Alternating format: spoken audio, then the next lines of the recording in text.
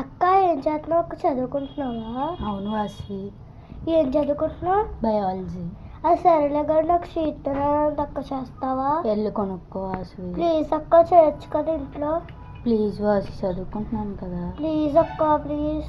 చదువుకుంటున్నాను కదా వాసి. ప్లీజ్ నా కోసం ఎప్పుడు ఇంట్లో చేస్తావా? ఈ ఒక్కసారి ఇంకే మనం ప్లీజ్ ప్లీజ్. సరేలే, ఎంతకి ఏం స్వీట్ చేయాలి? పాయసం చేసుకున్నాం నడు. సరే నడు. ఫస్ట్ స్టవ్ వెలిగించుకున్న తర్వాత దాని మీద పాలు పెట్టుకోవాలి.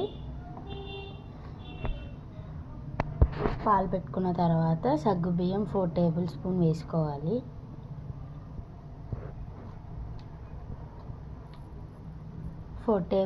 సగ్గుబియ్యం వేసుకున్న తర్వాత అవి అడగంటకుండా ఉండాలంటే గెరిట కావాలి కాబట్టి గెరిట తీసుకొని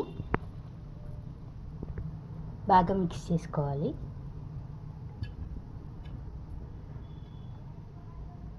అలా 2 మినిట్స్ మిక్స్ చేసుకున్న తర్వాత ఇటు సైడ్ స్టవ్ వెలిగించి దాని మీద చిన్న ప్యాన్ పెట్టుకోవాలి. ప్యాన్ పెట్టుకున్న తర్వాత దాంట్లో 4 టేబుల్ స్పూన్ నెయ్యి వేయాలి.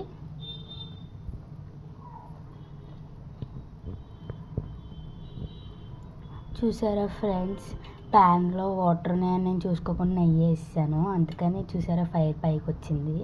ఇది నా 4th స్పూన్. వేసిన తర్వాత డ్రై ఫ్రూట్స్ వేసుకోవాలి.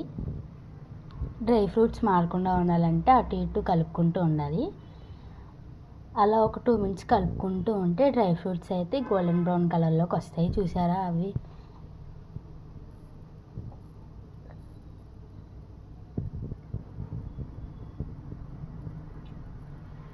అలా డ్రై ఫ్రూట్స్ కలుపుకుంటూ ఉండాలి. డ్రై ఫ్రూట్స్ కలుపుకున్న తర్వాత 2 మినిట్స్కి ఇలా ఈ కలర్లోకి వస్తాయి. ఆయిల్ అనేది కప్లోకి పడకుండా డ్రై ఫ్రూట్స్కి సైడ్ తీసుకోవాలి.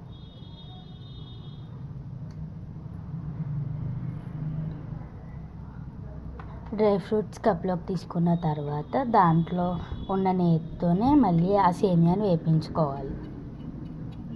ఆ సేమియా కూడా మాడిపోకుండా ఉండాలంటే కలుపుకుంటూ ఉండాలి. సేమియా కూడా అంతే, బ్రౌనిష్ కలర్లోకి వచ్చేంత వరకు కలుపుకుంటూ ఉండాలి.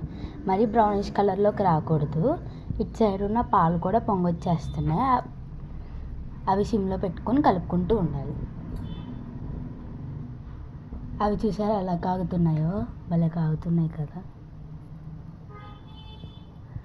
ఇటు సైడ్ ఉన్న సేమియా కూడా ఒకసారి కలుపుకుంటే అవి బ్రౌనిష్ కలర్లోకి వచ్చేంత వరకు కలుపుకుంటూ ఉండాలి. అలాగే